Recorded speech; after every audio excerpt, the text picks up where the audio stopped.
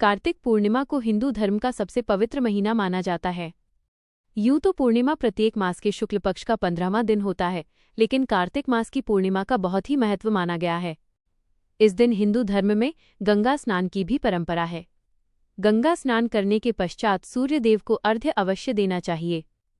मानते हैं कि ऐसा करने से मनुष्य को अपने किए गए पापों से मुक्ति प्राप्त होती है।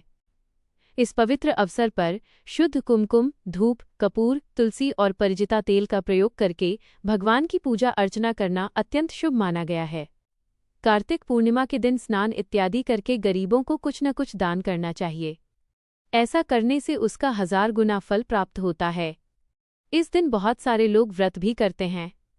व्रत का संकल्प लिया जाता है और फलाहार किया जाता है। इस दिन भगवान विष्णु और माँ लक्ष्मी की पूजा की जाती है। कई जगहों पर भगवान श्री कृष्ण के विग्रह की पूजा की जाती है। इस विशेष दिवस पर भगवान शिव की भी पूजा करने का विधान है, क्योंकि उन्होंने आज के दिन ही तारकासुर नामक राक्षस का वध किया था। इस दिन सूखे मेवों का प्रयोग करना बहुत अच्छा होता है।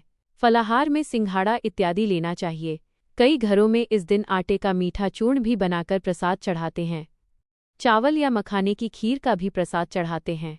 कई घरों में बिना लहसुन प्याज का साधारण भोजन भी बनाकर खाते हैं। कार्तिक के महीने में उड़द, मूंग, मसूर, चना, मटर, राई खाना भी वर्जित बताया गया है। कार्तिक मास के पवित्र महीने में मांसाहार का सेवन नहीं करना चाहिए। कहा जाता है कि कार्तिक माह में भगवान विष्णु पानी में रहते हैं। कार्तिक पूर्णिमा व्रत कथा। एक पौराणिक कथा के अनुसार तारकासुर नामक एक राक्षस था। उसके 3 पुत्र थे, तारकक्ष, कमलाक्ष और विद्युन्माली। तारकासुर बहुत ही बलवान था। उसने धरती व स्वर्ग पर अपना आतंक मचा रखा था, जिससे परेशान होकर देवताओं ने भगवान शिव से उसका अंत करने के लिए प्रार्थना की।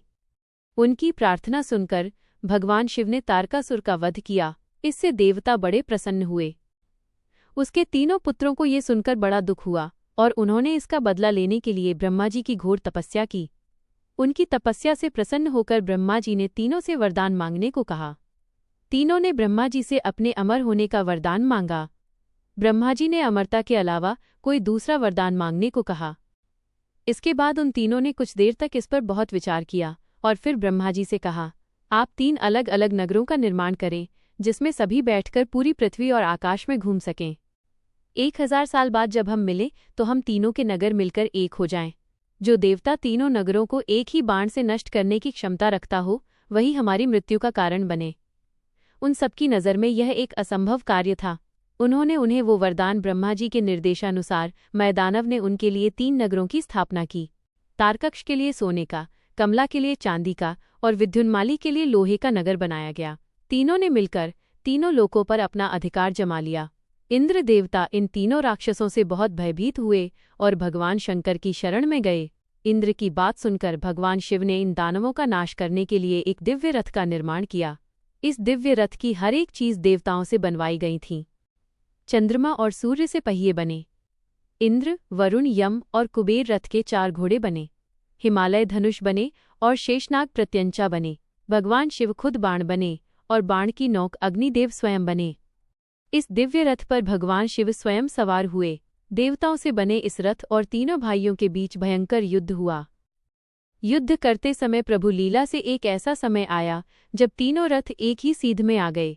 जैसे ही ये तीनों रथ एक सीध में आए, उसी समय भगवान शिव ने अपने बाण छोड़े और तीनों का नाश कर दिया।